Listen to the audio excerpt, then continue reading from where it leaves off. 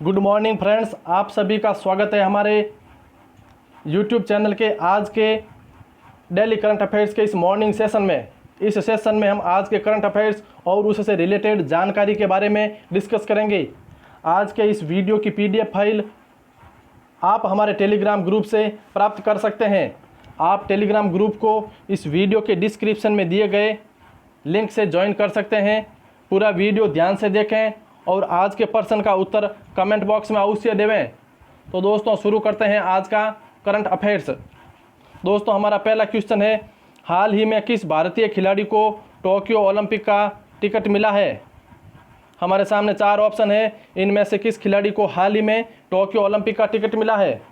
तो दोस्तों इसका सही आंसर है ऑप्शन डी, ए और बी दोनों, अर्थात मीराबाई चानू और जेरेमी लाल रिनुंगा को हाल ही में टोक्यो ओलंपिक का टिकट मिला है। Mirabai Chanu international weight lifting federation की रैंकिंग में 8वें स्थान पर है और ये 48 किलोग्राम वर्ग में वेट लिफ्टर है, मणिपुर निवासी है। 2017 में इन्होंने विश्व चैंपियनशिप और 2018 में गोल्ड कोस्ट के राष्ट्रमंडल खेलों में स्वर्ण पदक जीता है। इन्हें पद्मश्री पुरस्कार और राजीव गांधी खेल रत्न पुरस्कार भी दिया गया है। जेरेमी लाल रिनुंगा एशिया के टॉपर है और ये मिजोरम निवासी है। ये भारत के पहले खिलाड़ी है जिन्हें यूथ ओलंपिक में स्वर्ण पदक मिला है। दोस्तों हमारा दूसरा क्वेश्चन है, हाल ही में किस फुटबॉल फेडरेशन ने अपनी टॉप लीग को इस सीजन के लिए रद्द कर दिया है। आपके सामने 4 ऑप्शन है कि हाल ही में किस फुटबॉल फेडरेशन ने अपनी टॉप लीग के इस सीजन को रद्द कर दिया है। तो दोस्तों इसका सही आंसर है option C, football federation Dutch ने अपनी इस साल की टॉप लीग को रद्द कर दिया है। इसका कारण है कोरोना महामारी।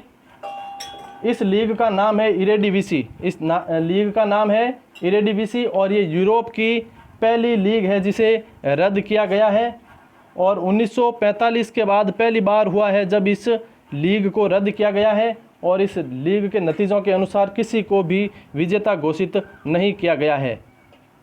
दोस्तों हमारा अगला क्वेश्चन है, हाल ही में चर्चा में रहा बोलिनस गांव किस देश में स्थित है। तो दोस्तों इसका सही आंसर है ऑप्शन ए, अमेरिका। अमेरिका का बोलिनस गांव हाल ही में चर्चा में रहा है। अमेरिका विश्व में वर्तमान में कोरोना से प्रभावित देश है और अमेरिका के उत्तरी कैलिफोर्निया में स्थित इस बोलिनस गांव में गांव के सभी निवासियों का कोरोना और एंटीबॉडी टेस्ट किया गया है और ये विश्व का ऐसा टेस्ट करने वाला पहला देश है। दोस्तों हमारा अगला क्वेश्चन है, हाल ही में किसे केंद्रीय सतर्कता आयुक्त नियुक्त किया गया है। किसे हाल ही में केंद्रीय सतर्कता आयुक्त नियुक्त किया गया है। तो दोस्तों इसका सही आंसर है ऑप्शन डी, संजय कोठारी। संजय कोठारी को हाल ही में केंद्रीय सतर्कता आयुक्त अर्थात सीवीसी अर्थात सेंट्रल विजिलेंस कमीशन का आयुक्त नियुक्त किया गया है। इससे पहले ये राष्ट्रपति के सचिव थे और कपिल देव त्रिपाठी राष्ट्रपति के नए सचिव बनने के बाद संजय कोठारी को केंद्रीय सतर्कता आयुक्त नियुक्त किया गया है।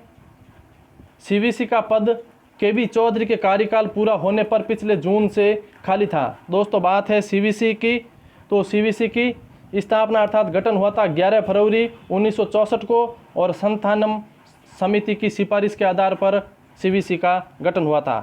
दोस्तों हमारा अगला क्वेश्चन है, 17 अप्रैल को समाप्त हुए सप्ताह के अनुसार भारत का कुल विदेशी मुद्रा भंडार कितना है। 17 अप्रैल को समाप्त हुए सप्ताह के अनुसार भारत का कुल विदेशी मुद्रा भंडार कितना है। दोस्तों आपको उत्तर देना है। तो दोस्तों इसका सही आंसर है ऑप्शन बी, 479.57 अरब डॉलर। 17 अप्रैल को समाप्त हुए सप्ताह के तहत भारत का कुल विदेशी मुद्रा भंडार 479.57 अरब डॉलर है और 2020-21 में ये 62 अरब डॉलर बढ़ा है। इसे फॉरेक्स रिजर्व या एफएक्स रिजर्व भी कहते हैं। किसी भी देश की केंद्रीय बैंक द्वारा विदेशी मुद्रा या अन्य रूप में रखी गई धनराशि या अन्य परिसंपत्तियों जिनका जरूरत पड़ने पर अपनी देनदारियों का भुगतान किया जा सके उसे ही विदेशी मुद्रा भंडार या फॉरेक्स रिजर्व या एफएक्स रिजर्व भी कह सकते हैं। दोस्तों हमारा अगला क्वेश्चन है, हाल ही में जुमा खातून पर 4 साल का प्रतिबंध लगाया गया है, यह किस खेल से संबंधित है? हाल ही में जुमा खातून पर 4 साल का प्रतिबंध लगाया गया है, यह किस खेल से संबंधित है? तो दोस्तों इसका सही आंसर है ऑप्शन सी, रेस अर्थात धावक। ये मध्यम दूरी की धाविका है जुमा खातून। एथलेटिक्स इंटीग्रिटी यूनिट के द्वारा इन पर प्रतिबंध लगाया गया है। 2 साल पुराना ये मामला है। 2018 में गुवाहाटी में राष्ट्रीय अंतर प्रांत चैंपियनशिप के दौरान इनका टेस्ट लिया गया था और इन्होंने उस समय 1500 और 5000 मीटर में कांस्य पदक जीता था। हाल ही में इन पर 4 साल का प्रतिबंध लगा दिया गया है और परिणामों को भी रद्द किया जाएगा। दोस्तों हमारा अगला क्वेश्चन है, किस देश में हाल ही में कोड़े मारने की सज़ा को समाप्त कर दिया गया है? किस देश में कोड़े मारने की सज़ा को समाप्त कर दिया गया है? तो दोस्तों इसका सही आंसर है ऑप्शन सी, सऊदी अरब। सऊदी अरब ने हाल ही में कोड़े मारने की सज़ा को सुप्रीम कोर्ट के आदेश के बाद समाप्त कर दिया गया है। अब जेल या जुर्माने की सज़ा ही दी जाएगी। गंभीर मामलों में सजाए मौत अर्थात फांसी का भी प्रावधान अभी तक नहीं हटाया गया है। ऐसा क्यों किया गया है? सऊदी अरब को मानवाधिकार के अंतर्राष्ट्रीय मानकों के करीब ले जाने के लिए कोड़े मारने की सज़ा पर प्रतिबंध लगाया गया है।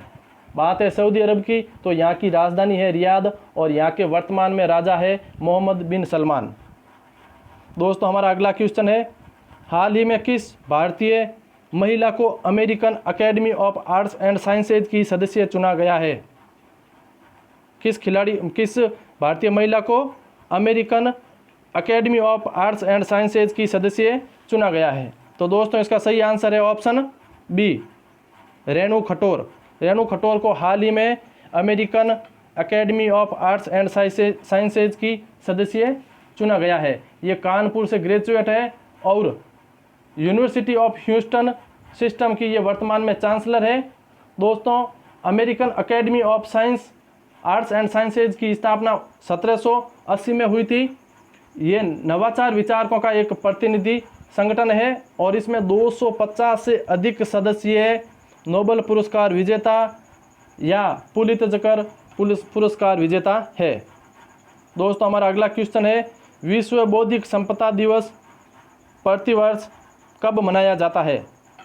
विश्व बौद्धिक संपदा दिवस प्रतिवर्ष कब मनाया जाता है? तो दोस्तों इसका सही ऑप्शन उत्तर है ऑप्शन बी, 26 अप्रैल।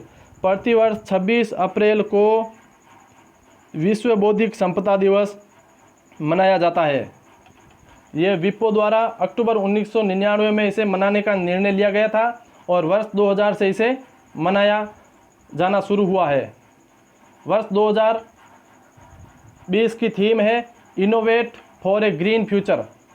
दोस्तों विश्व बौद्धिक संपदा दिवस मनाने का प्रमुख कारण है नवाचार और रचनात्मकता को बढ़ावा देने में बौद्धिक संपदा जैसे पेटेंट, ट्रेडमार्क, औद्योगिक डिजाइन या कॉपीराइट के बारे में जागरूकता फैलाना। हमारा अगला क्वेश्चन है, हाल ही में चकमक अभियान और सजग कार्यक्रम किस राज्य सरकार द्वारा शुरू किए गए हैं? चकमक अभियान और सजग कार्यक्रम किस राज्य सरकार द्वारा शुरू किए गए हैं? तो दोस्तों इसका सही आंसर है ऑप्शन ए, छत्तीसगढ़। छत्तीसगढ़ में हाल ही में सीएम भूपेश बघेल द्वारा चकमक अभियान और सजग कार्यक्रम शुरू किया गया है। इसे शुरू करने का उद्देश्य है आंगनवाड़ी केंद्र के बच्चों के सर्वांगीण विकास को बढ़ावा देना।